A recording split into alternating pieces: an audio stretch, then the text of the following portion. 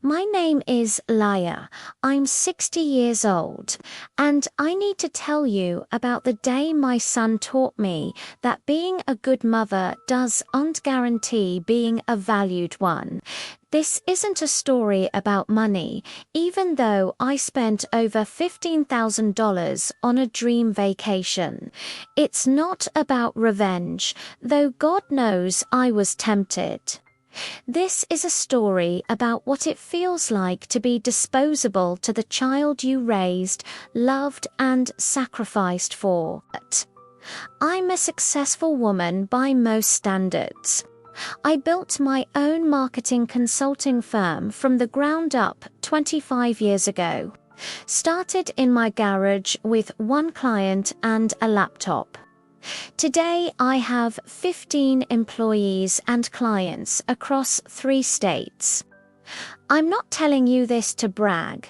I'm telling you this so you understand that my worth is unmeasured by what I can provide financially. At least, that's what I thought. My son Michael is 32 years old. He's my only child. His father, my ex-husband David, left when Michael was 7. One day he was there, the next day he was gone with his secretary to California. I raised Michael alone, worked 2 jobs while building my business. Missed his soccer games because I was chasing clients. Skipped my own meals so he could have new cleats. You know the story because you've probably lived some version of it yourself. Michael grew up to be a handsome, charming man, smart, too, got his MBA from a decent school, married a woman named Ashley when he was 28. Ashley came from money. Her father owns a chain of car dealerships. Her mother, Patricia, never worked a day in her life, but somehow managed to make everyone feel inferior about it.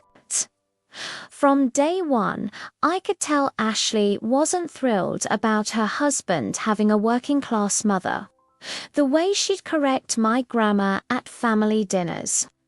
The subtle comments about my quaint little house compared to her parents' estate. But I bit my tongue. I smiled. I played nice. Because that's what mothers do, right? We swallow our pride for our children's happiness. 3 years ago, they had twins, Oliver and Emma. My grandchildren, the light of my life. I'd drive 2 hours each way every weekend to see them. Bring toys, read stories, babysit whenever they needed. Ashley's mother, Patricia, lived 15 minutes away but visited maybe once a month.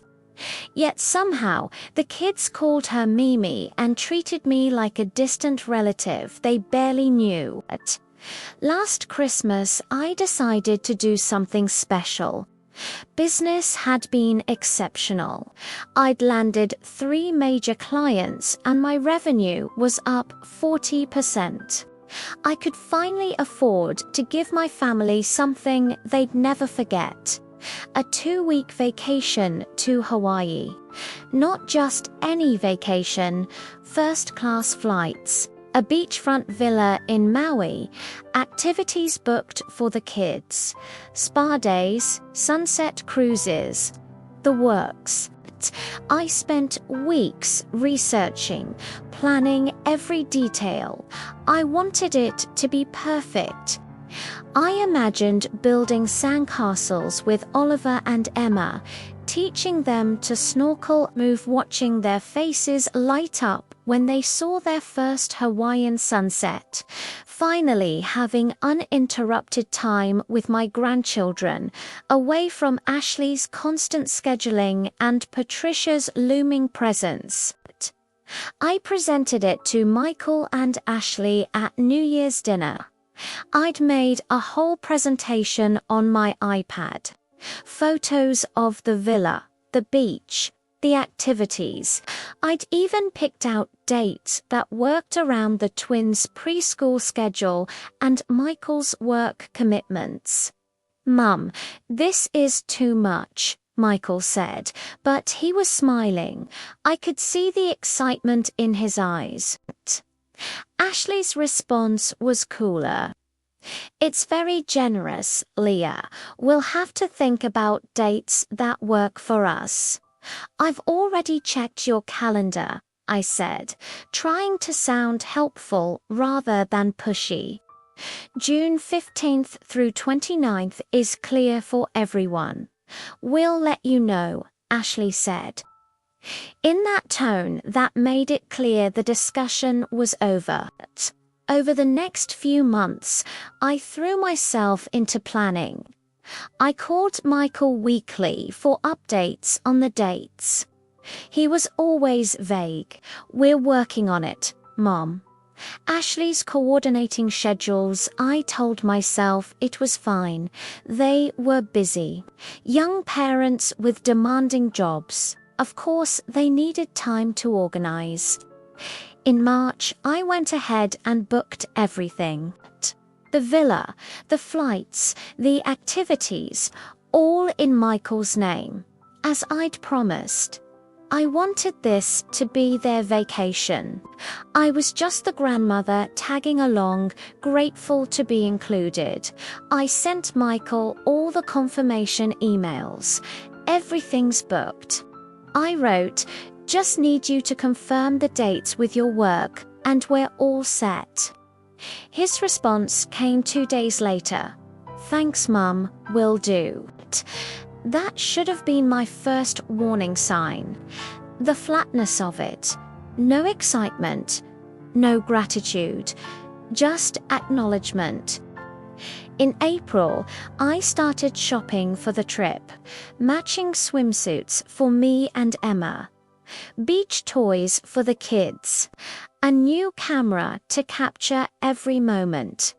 I bought sunscreen, snorkeling gear, beach bags. I filled an entire closet with Hawaii trip supplies. Every purchase filled me with anticipation.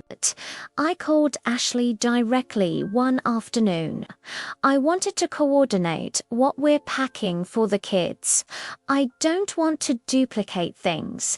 Actually, Leah," she said, her voice tight. "We haven't finalized the trip yet." "What do you mean? It's all booked. We leave in 8 weeks. Michael and I need to discuss it." "Things have come up." My stomach dropped. "What things?" "I can help. Whatever you need." "We'll call you back." They didn't call back. I called Michael that night, and the next day, and the day after that. He finally answered on the 4th try. "Mom, we're just overwhelmed right now.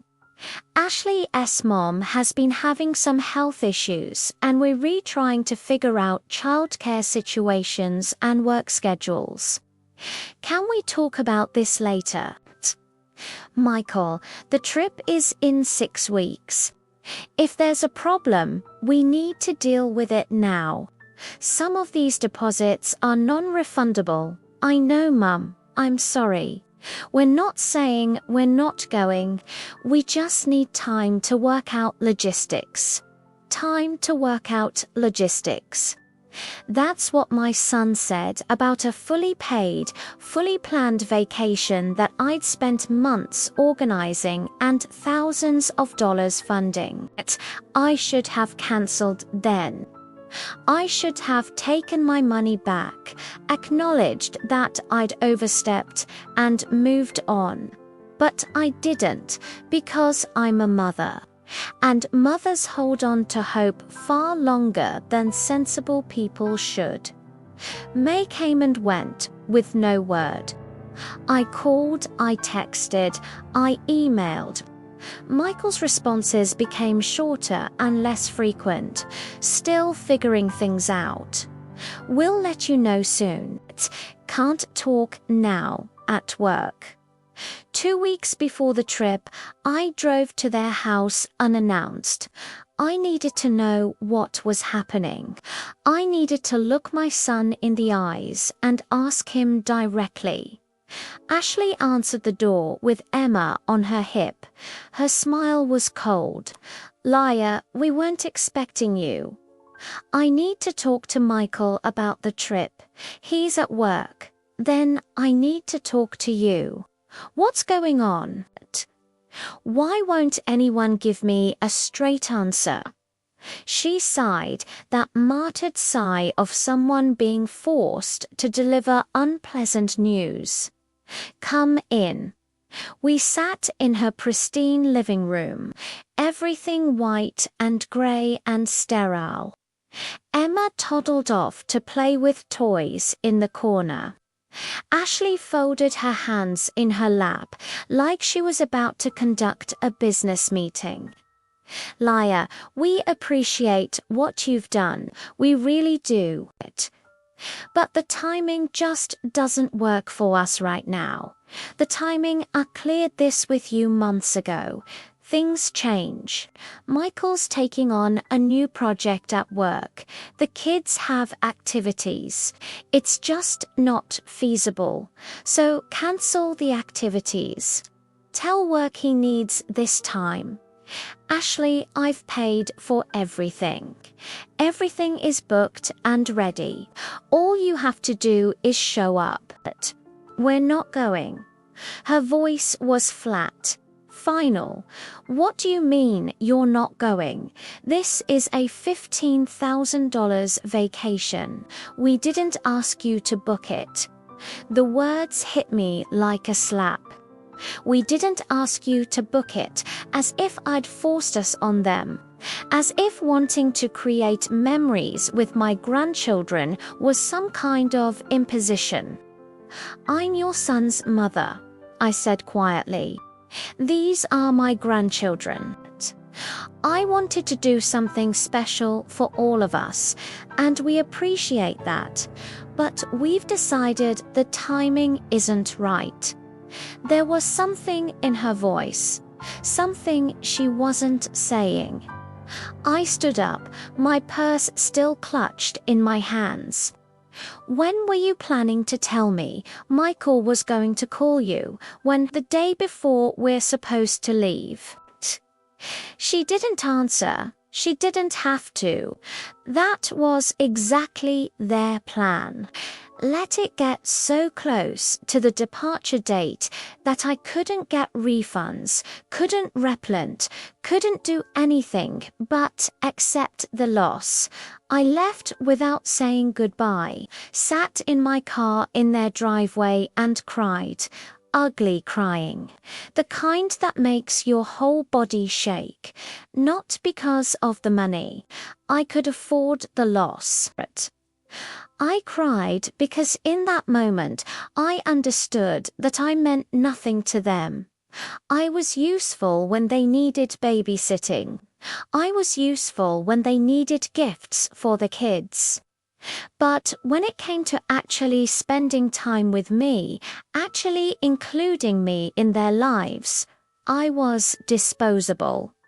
I drove home in a daze.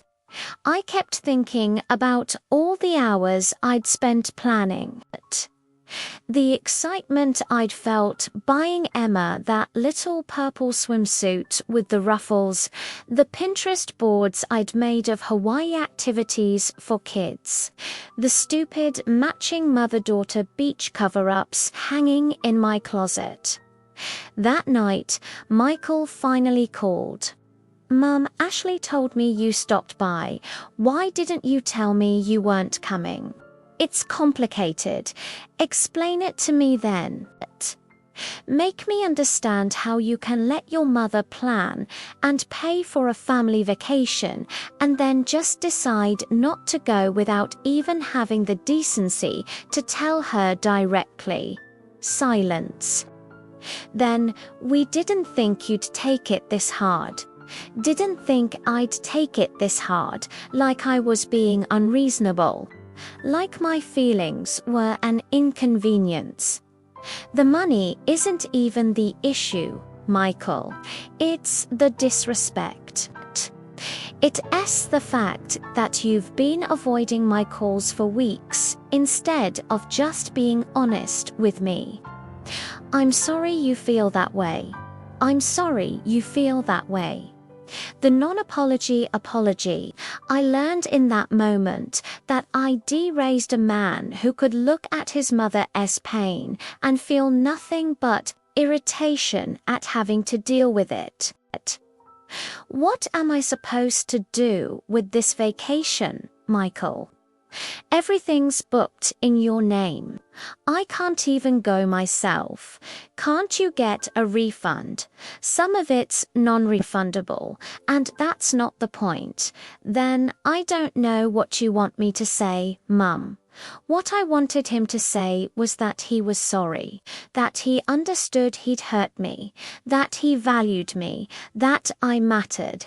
But those words never came. We hung up. I sat in my house, in the darkness, and tried to figure out where I'd gone wrong. What had I done to raise a son who could treat me this way? The Hawaii departure date was June 15th. I spent the days leading up to it in a fog. I couldn't eat, couldn't sleep. My business partner Helen noticed. "You look terrible," she said bluntly. "What's going on?" I told her everything. She listened without interrupting, her face getting angrier by the minute. "So they're just not going after you paid for everything. Apparently the timing doesn't work. That's the biggest load of garbage I've ever heard." I shrugged. What else was there to say? On June 14th, the day before the trip, I was working late at the office, trying to distract myself. My phone buzzed with a notification. Facebook. I rarely checked Facebook, but something made me open it. Ashley had posted a photo, all of them at the airport. Michael, Ashley, the twins, and Patricia, Ashley's mother. They were all smiling, wearing matching Hawaiian shirts, standing in front of a departure board. The caption read, "Family vacation time. The kids' first trip to Hawaii. So grateful for this amazing opportunity.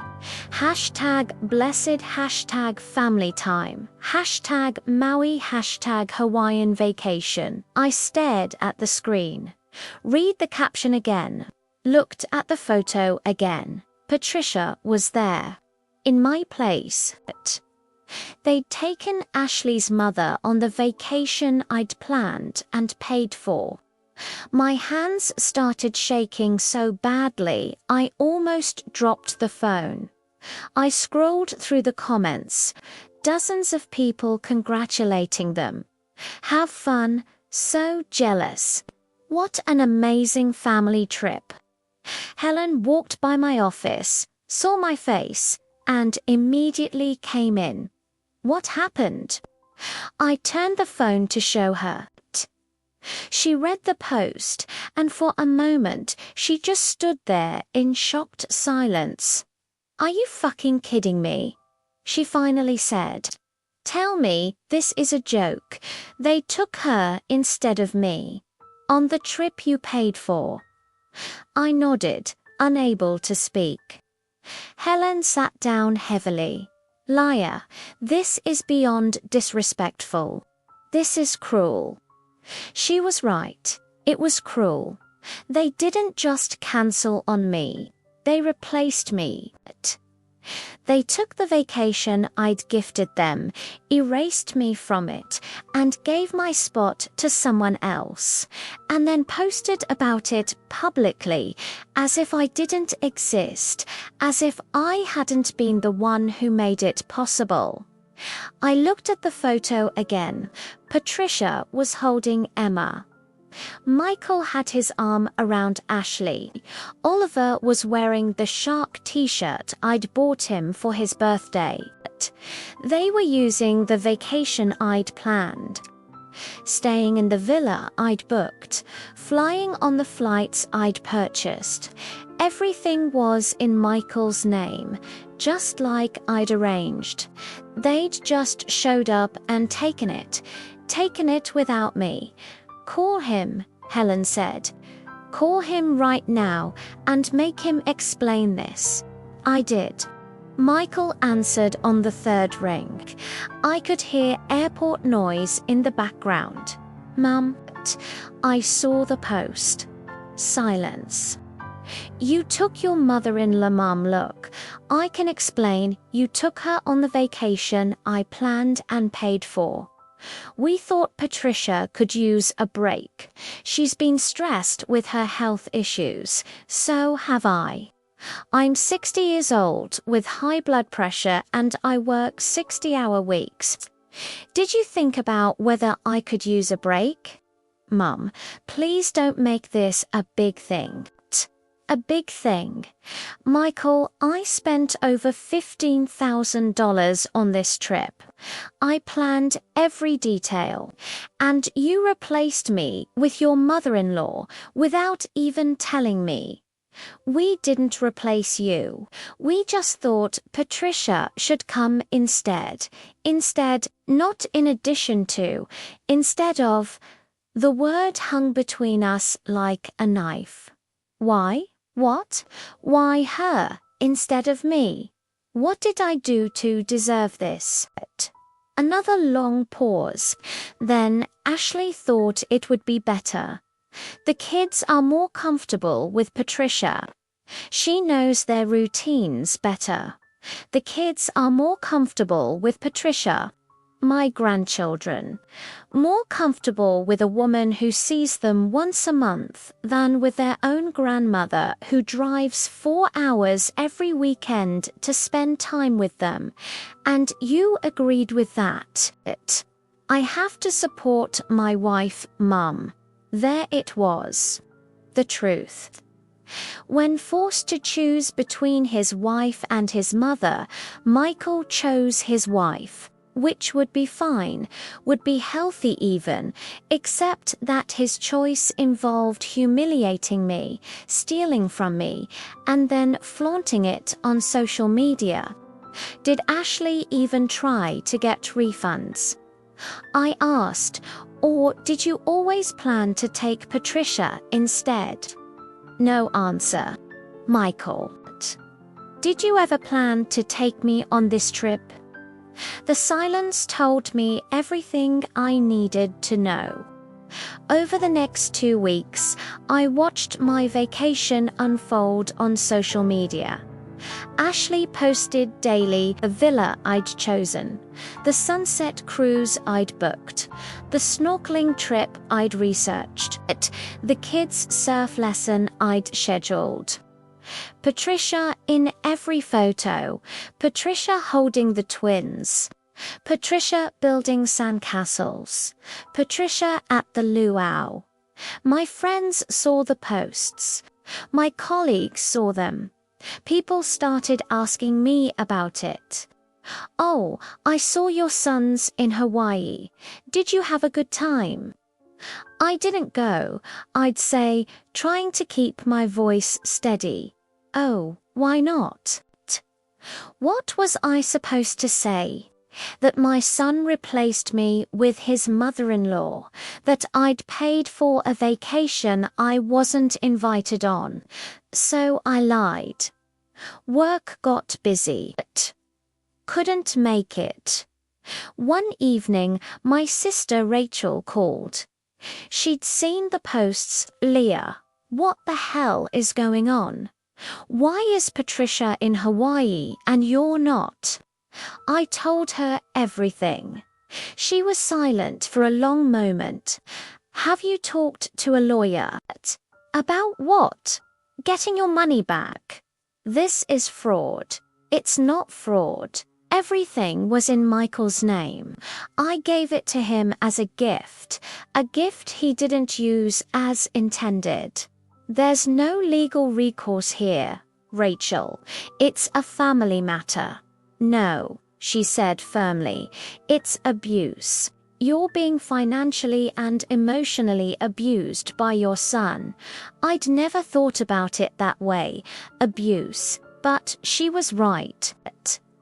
Taking advantage of my generosity, my love, my desperate desire to be close to my grandchildren. Wasn't that abuse? The photos kept coming. A picture of Michael and Patricia laughing over my ties. Ashley and Patricia getting massages at the spa I'd researched. The twins playing in the ocean. Everyone having the time of their lives on my dime while I sat at home scrolling through images of my own exclusion. One post from Ashley particularly gutted me. So grateful to have Patricia here. The kids are having the best time with their Mimi. There's nothing like having your mum with you on a family vacation. Hashtag girlstrip. Hashtag mother-daughter. Hashtag blessed. There's nothing like having your mum with you on a family vacation. The irony was so thick I could choke on it. On the last day of the trip, Michael called. They were at the airport, heading home. Hey mum, we're about to board. Just wanted to let you know we'll bring you a souvenir. A souvenir. He was going to bring me a souvenir from the vacation ID paid for, that they'd taken without me. I don't want a souvenir, Michael. Come on, don't be like that. The trip was amazing. The kids had such a great time. Thank you for making it possible. Thank you for making it possible. Like I was a travel agent. Like I was a bank. Not a mother. Not a grandmother. Just a source of funding. I'm glad Patricia enjoyed herself, I said, unable to keep the bitterness from my voice. Mum. Did you take any photos of the kids for me? Yeah, I'll send them to you. Just the kids. I don't need photos of Patricia living my vacation. That's not fair. Fair. He wanted to talk about fair. You're right, I said quietly. Nothing about this is fair. Have a safe flight. I hung up before he could respond. If you're feeling as hurt and angry as I was, stay with me. Because what happened when they got back and what I decided to do about it changed everything. Don't forget to like this video if you're invested in my story, because what comes next is important not just for me, but for every mother who's ever been taken for granted. They returned from Hawaii on June 29th. I didn't hear from them for 3 days. On July 2nd, Ashley posted one final album, Best Family Vacation Ever. Thank you to everyone who made it possible. Thank you to everyone who made it possible. I wasn't tagged. I wasn't mentioned. I was completely erased from the narrative. On July 5th, my birthday, Michael finally called. Hey, Mum, happy birthday. Sorry we couldn't get together. The kids are still adjusting to the time change. That's fine. So listen, I have those photos I promised you. And we got you a necklace from one of the local shops. Really pretty. You'll love it. Bring it by whenever. Actually, we were thinking maybe you could come here. The kids want to show you their shells and tell you about the trip. The kids wanted to tell me about the trip. The trip I should have been on. I don't think so, Michael. Come on, Mum.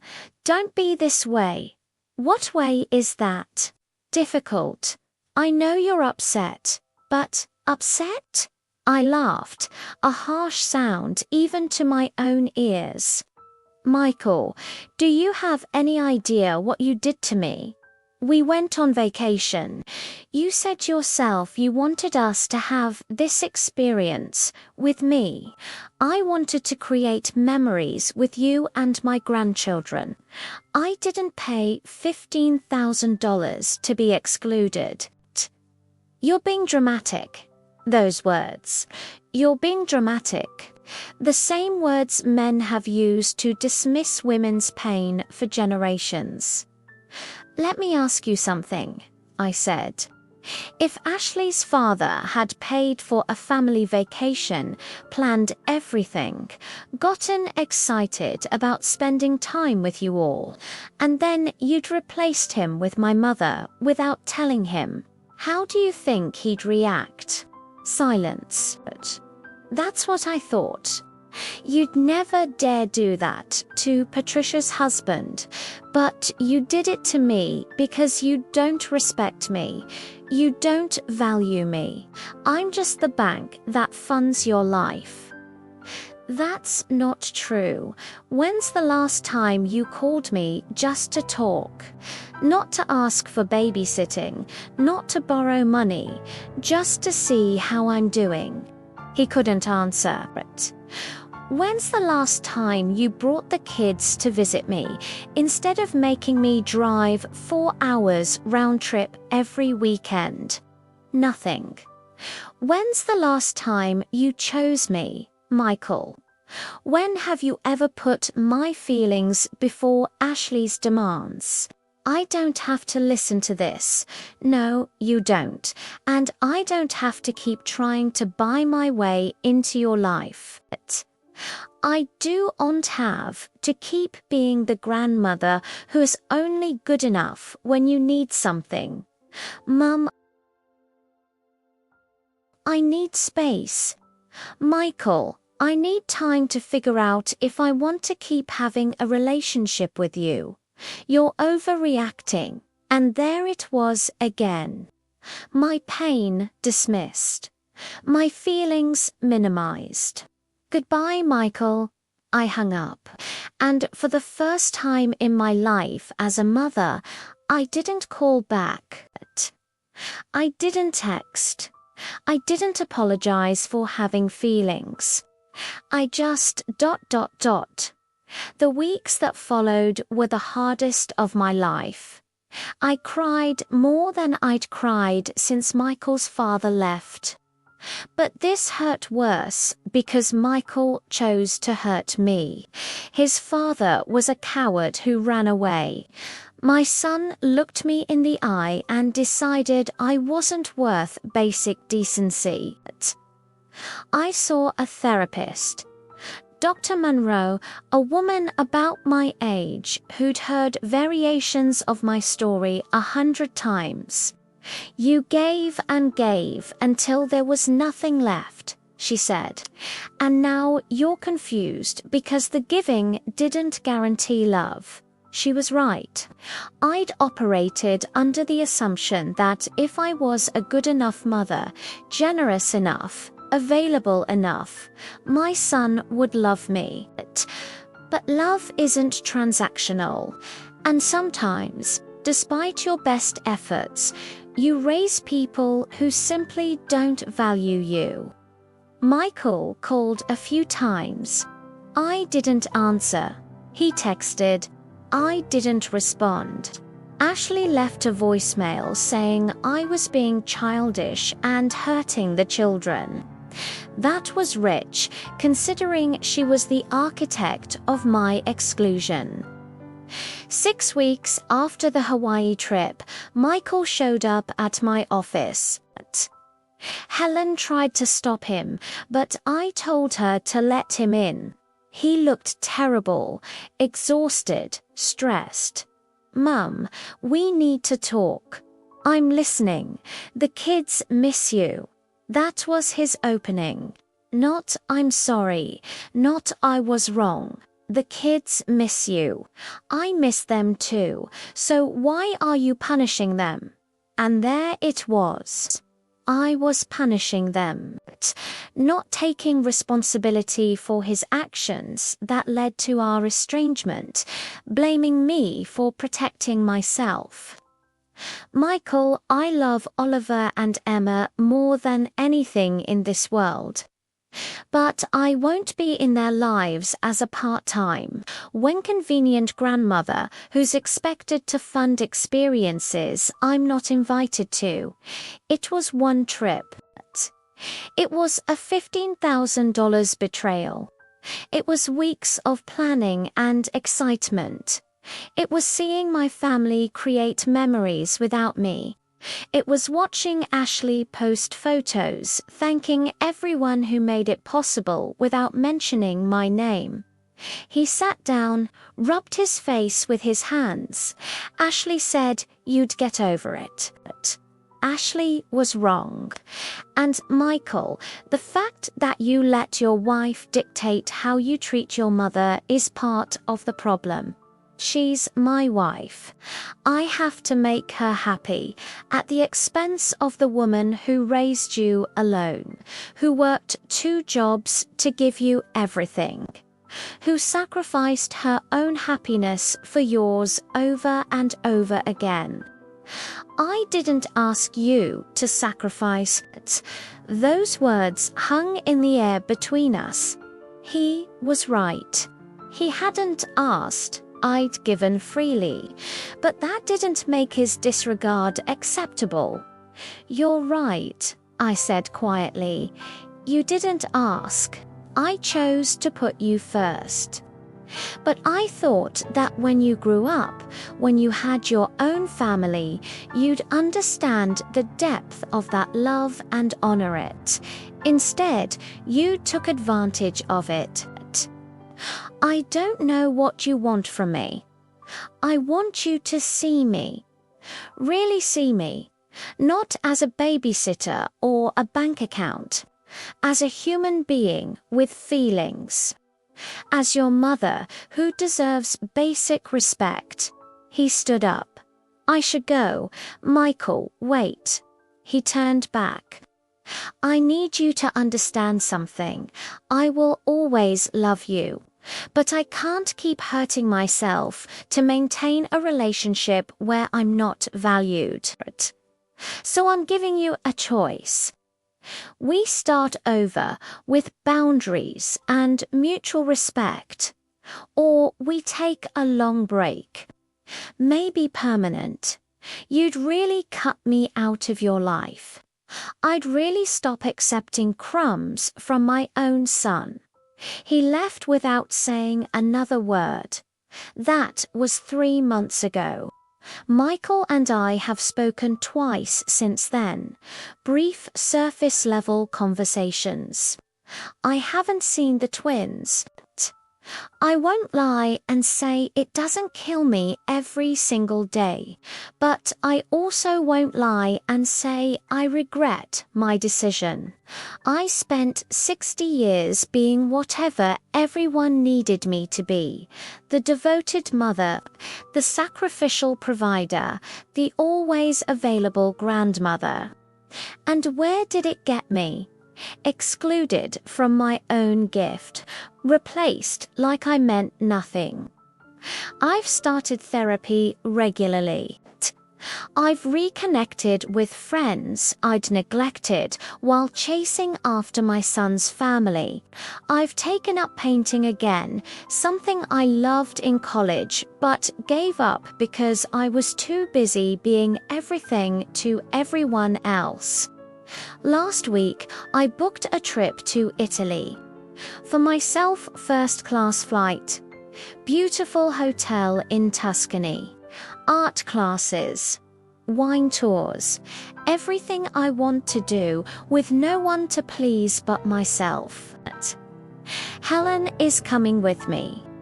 When I told her about it, she hugged me and said, "This is the liar I remember.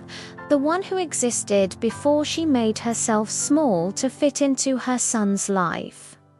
I think about Michael sometimes, wonder if he understands what he lost. Wonder if Ashley ever feels guilty. Wonder if the twins will remember their grandmother when they're older, or if Patricia has completely replaced me in their hearts. But mostly, I think about myself, about the woman I was before I became invisible, about reclaiming the life I gave away in pieces. People ask me if I'm angry. I'm not. Not anymore. I'm sad. Sad that my son doesn't have the emotional capacity to value what he had. Sad that my grandchildren are being raised to see their grandmother as disposable. Sad that 32 years of motherhood ended with being replaced on a vacation without even a conversation. But I'm also grateful. Grateful that I learned this lesson at 60 rather than 80. Grateful that I still have time to build a life that does and revolve around being needed. Grateful that I'm strong enough to walk away from a relationship that was destroying me, even though society says mothers should accept anything from their children. If you made it this far, thank you for listening to my story. I know it's painful. I know it doesn't have the happy ending we all want. But sometimes real life is like that. Sometimes standing up for yourself means losing people you love. If this story resonated with you, please like this video and subscribe to this channel. Share it with other mothers who might need to hear that it's okay to protect yourself, even from your own children. In the comments, I'd love to hear from you. Have you ever been taken for granted by family? Have you had to make the hard choice between your well-being and family relationships? Your stories matter. Your pain matters. You matter. The last thing I'll say is this. If you're a mother who's reading this, who's been excluded, dismissed, or taken advantage of by your adult children, please know that you didn't fail. You didn't do anything wrong. Some people, even people we raise and love, simply don't have the capacity to value us properly. And that's on them, not on you. I'm Laya. I'm 60 years old. I paid for a family vacation I wasn't allowed to attend. And I'm finally learning that my worth isn't measured by what I give, but by how I allow myself to be treated. Thank you for listening.